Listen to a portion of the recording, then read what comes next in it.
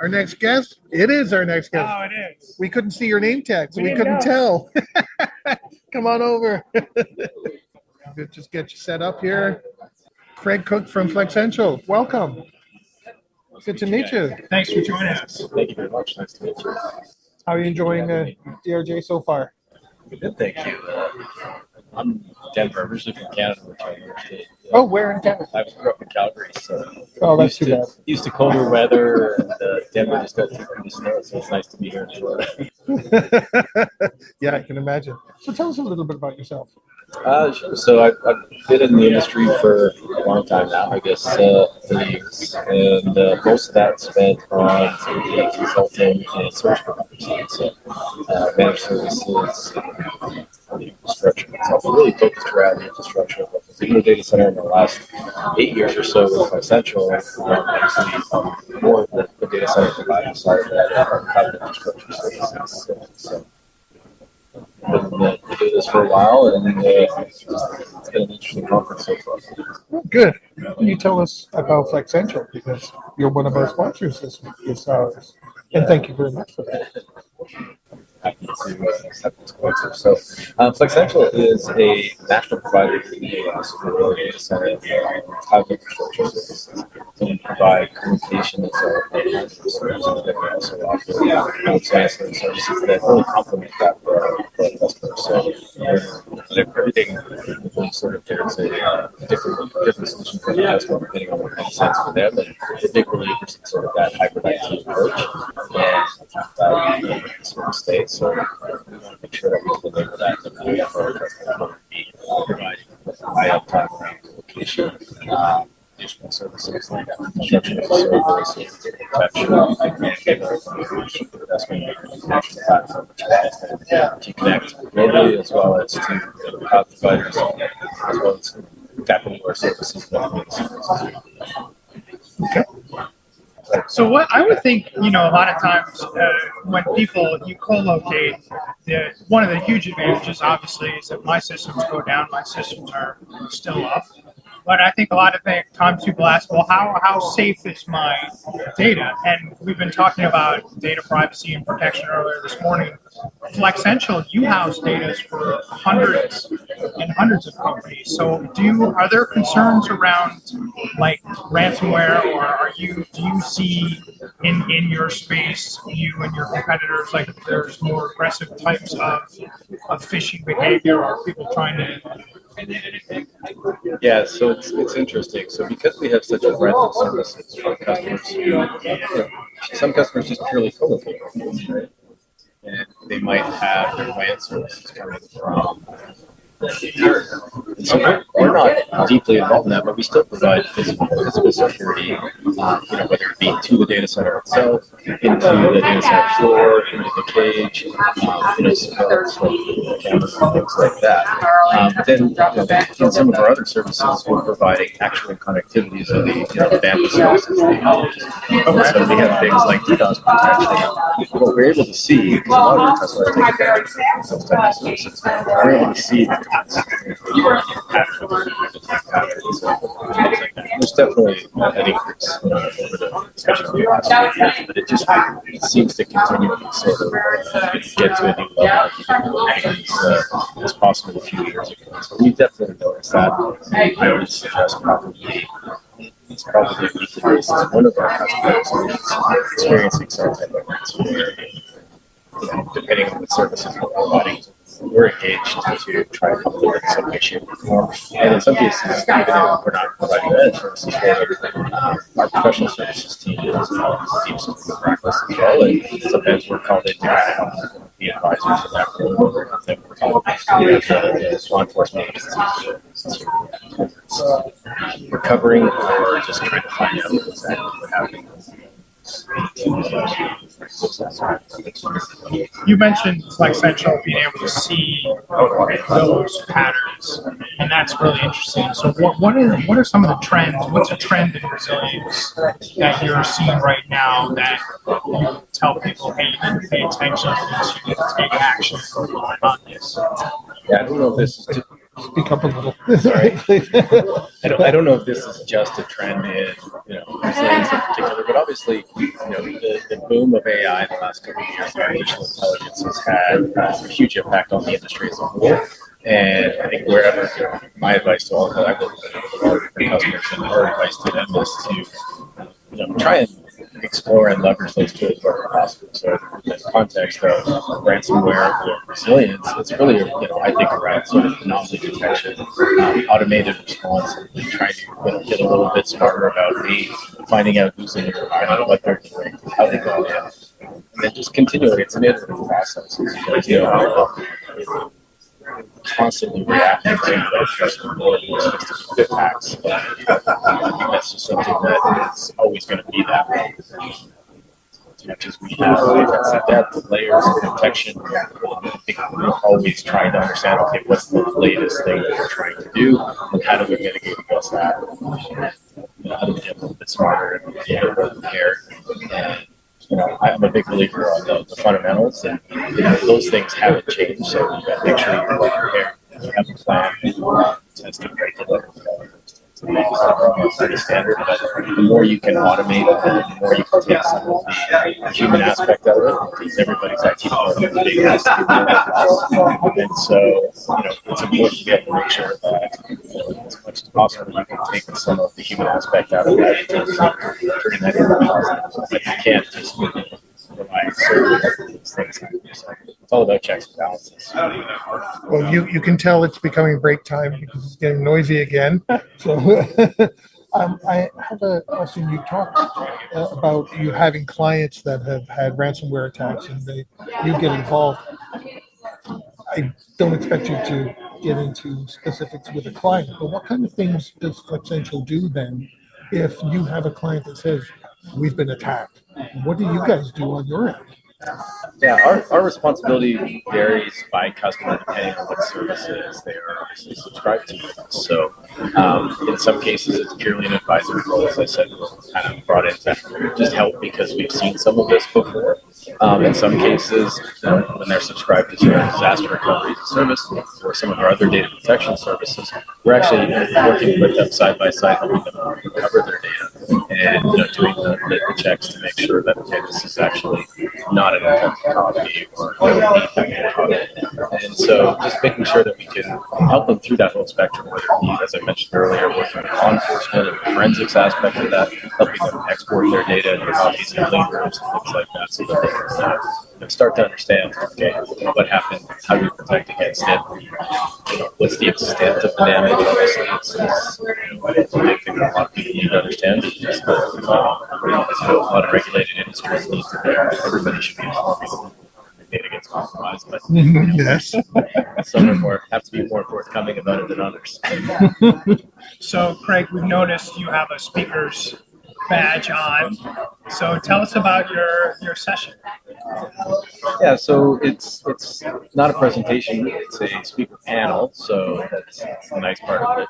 Being You say that now. Yeah, let's see what the questions are. But yeah, it's really intended to. There's a number of us. So it's moderated by one of our cloud specialists, protection specialists, and I'm up there with Brian Fisher from Zerto, which is a protection software company, which I'm sure a lot of people are familiar with. And so it's really just trying to help share some of those best practices, what we see in terms of what works and doesn't work, and really just helping customers be better prepared to deal with situations that are becoming more prevalent. When you do have a situation, and going back to if the client has ransomware or an issue, do you have a crisis management team that gets triggered there on your side to deal with that? Like to help a customer, because I know you said it depends on what the client has subscribed for and what they sign up for, but does that activate a crisis team on your side? Because could there not be the potential that if they're impacted, you might be? Yeah, so I'll sort of split that into two questions. The first one, so we have an incident response process and team. obviously classified into minor and major incidents. Generally, a major incident for us is one that affects multiple customers. And so what could be a major incident for a customer classified might not be classified as major for us because it doesn't Right. multiple customers, but that doesn't mean that our response process is a lot different. It's just a classification. So we do have teams that, depending on what the situation is and the services we're providing, we will bring those to bear for our customers. I'm trying to remember the second part of the question. Sorry. If they have an impact, is there a team that gets activated on your side to look into things to ensure that what's happened to them hasn't That's right. Impacted you? Yeah. So that's one of the nice things, I think, for the way that our infrastructure is designed, talking about physical security and all the different zones, we do the same thing at a logical layer as well. And so, while it's, you never say never, that air gap between the customer environment and the environment, as well as the administrative domains and everything are completely isolated and secure. So that's one of the things that I think is a benefit of leveraging a service provider like Flexential for those types of services, especially in this day and age of how sophisticated these attacks are now, and the way that they are, they're tapping in, they're looking at your environment, they're listening long before you know that they're even in there, and they're checking and poking and prodding for all the different vulnerabilities that might exist in your environment. And I've seen numerous examples of different situations where they've got access to administrative credentials and things like that within the environment. One of the first places they go is they start, basically disabling your backups. Yeah. Right. Yeah. So that's generally your first line of defense by having a backups with a provider like us, or your disaster recovery replication with a provider like us. You have that sort of air gap in between, and so they have to be able to compromise with those systems now. And luckily, the architecture, luckily deliberately, the architecture and security are set up in such a way to really mitigate against the ability to jump between environments, and really work looking at making sure you're receiving data and traffic. So it's as I said, it's an ongoing battle, and sophistication just continues to increase. But luckily, we work with providers like Zerato and others that allow us to do things like anomaly detection and start to bring some greater intelligence to it, so that it's not just, we didn't know that happened in your environment. We see it, we're able to sort of flag those backups or replications as potentially suspect, and then from there, we have our projects around how we work to recover the environment, or whatever it is we have to do. In some cases, it's recovered into a clean environment. It's one of the nice things about having the breadth of services that we have is we can offer up infrastructure as a service, or storage as a service, or tap into our backup protection services. It's a nice sort of complement for our customers. Good. So, what does the future hold for Flexential? Any plans you can reveal for us? Well, we're growing, rapidly. Last year, on the co-location side, we added over 50 megawatts of capacity, which go back. Last year we added, I think, the equivalent of the previous 5 years combined, or actually more than the previous 5 years combined. And so we're investing heavily in markets like Portland's a hot market, Atlanta is a hot market, Denver, Dallas, Las Vegas, here in Florida, Tampa. So we're seeing tremendous growth. The data center industry is seeing a massive growth, fueled by sort of the after effects of COVID and the supply chain issues, coupled with AI and what's happening there in the data center space. So that is all things for us in terms of just growth and trajectory. But so we continue to invest in our integration platform as well, which we just launched the Flexential Fabric, which is a single port for services. So that allows you to tap into carrier services, WAN services, cloud connectivity, as well as data center interconnection. And so all of that over one port. Basically, we're the first to market with something like this, which is a fully automated, fully configurable self-service capability for that. So once you have that physical connection that we hand over, you can configure to have these services carve it up however you want, and it just gives you a ton of flexibility in terms of being able to leverage high speed that's highly resilient. Yeah, for us, that allows our customers to tap into services that they need as well, which increases, especially with the scarcity of data center capacity in the country right now. That becomes, locality used to be the number one decision criteria, and now it's availability.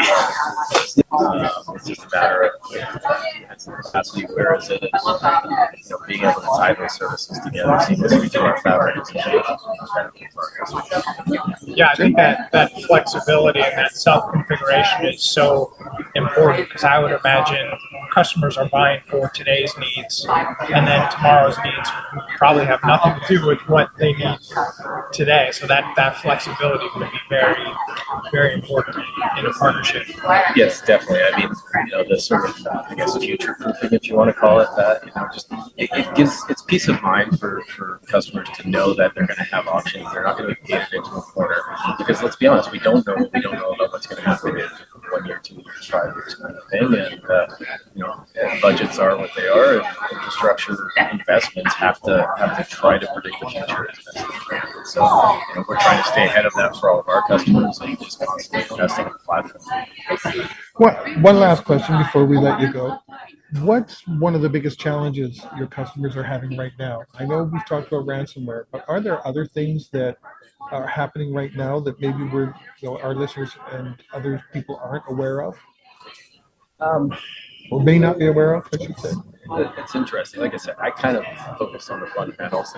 It's amazing to me, just even in this day and age of ransomware and everything that we see, and for those of us that are maybe closer to it, we think it's just normal. But then you get in, I get into so many conversations with customers where I'm a little bit surprised at just how far behind the curve they are. And it's amazing to me that we're always talking about bleeding edge type stuff. But there's a lot of customers who just need to go get the basic building blocks put in place. They have a backup, but they don't have a DR site, or they don't have any real way to go and recover that. They just know that at some point they might have to go try and figure it out. And it's a very daunting task to try and have to go through that whole process for the first time. Mm-hmm. I see it. I have to talk customers off the ledge all the time. They sign up for it. They come to us for, say, our disaster recovery as a service offering, and they're like, okay, we need to do a test, and we need to fully fail over. We're going to cut our whole production environment. Okay, slow down. Let's talk through this. Walk before you can run. We want you to be able to do that. That's absolutely a goal, but we're not going to do that on day one. We might not do that on the 5th test. We might not do that on the 10th test. It all depends. It's a learning. I tell customers all the time, like, DR testing should be perceived as a learning opportunity, and it's really about uncovering what it is that you don't know yet. Because almost every test we learn something with our customers about the way that one of their applications works, or they just upgrade, or a partner connection that they've changed something in their firewall, or just whatever it is. It always comes down to something relatively simple, and you just have to sweat the details to really make sure that you are in a resilient state and you're as prepared as possible. Right. Two last questions. So, being based in Calgary, I have to ask, who is going to win the Stanley Cup this year? The hockey season's over, unfortunately, as far as I'm concerned. So my Flames are not going to be. I think it's going to be Vegas against the Florida Panthers. That's a very nice choice. I like that choice. That's a great choice. And if as people, just to add, yeah, no. As a Flames fan, I was sad to see Matthew Tkachuk leave, but the Florida Panthers have done well with him, and he's going to continue to be a tremendous player. And you didn't say Toronto. Yeah, you don't have to. He's a very smart. You probably don't want me to have that conversation. We'll save that for after the air. So, Craig, if people want to connect with you or learn more about Flexential, what's the best way for them to find you? Yeah, so Flexential.com is our website. You can find me on LinkedIn, Craig Cook, the Solutions Architecture and Engineering teams, and happy to engage, happy to talk to customers, and or even just have a chat around something you're struggling with. So. Well, great for joining us. Thank you very much, Craig. Wonderful to meet you. And thank you to the team at Flexential for being a part of this. Thank you. And enjoy the rest of the conference, and all the best on your panel. Thank you very much. Hopefully not too many challenging questions, right? You never know. If you like that video, thumbs up. If you didn't like that video, thumbs down. But leave me a message and let me know your thoughts. Of course, don't forget to subscribe. And in the meantime, stay prepared, everybody.